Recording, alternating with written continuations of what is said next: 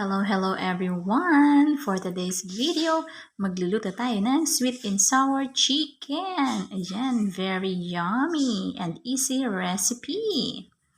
Ayan ang ating kailangan, chicken, vinegar, soy sauce, sugar, garlic, and ketchup. Kailangan din natin ng cornstarch and egg. Mix na natin ang ating vinegar, soy sauce, sugar, ketchup, and garlic. Ayan. Kailangan natin siyang haluin ng mabuti. This is for our sauce later. Ayan.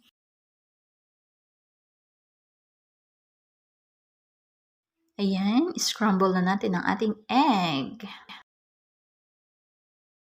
Ayan, I'm rolling the chicken sa ating cornstarch at nilagay ko sa ating scrambled egg. And then we will put it back sa ating cornstarch. Ayan. At repeat the process lang guys until the rest of the chicken.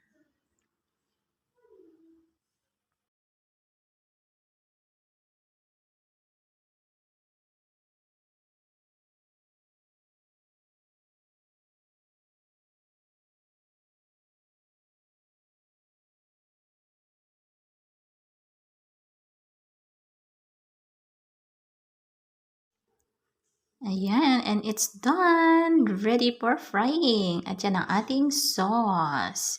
Ayan. Ayan, prituhin na natin ang ating chicken using medium heat.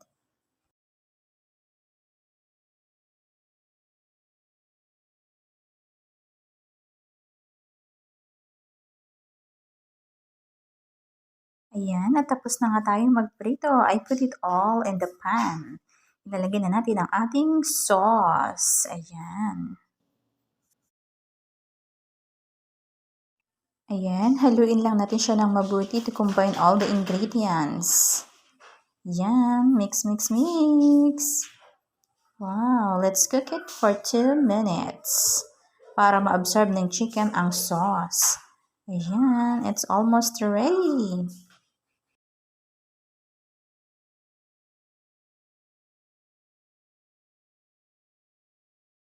Ayan, ready na ang ating sweet and sour chicken.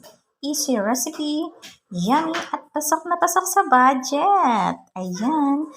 At kung nagustuhan nyo ang ating video, please don't forget to like, share, and subscribe. Thank you for watching. Kain tayo!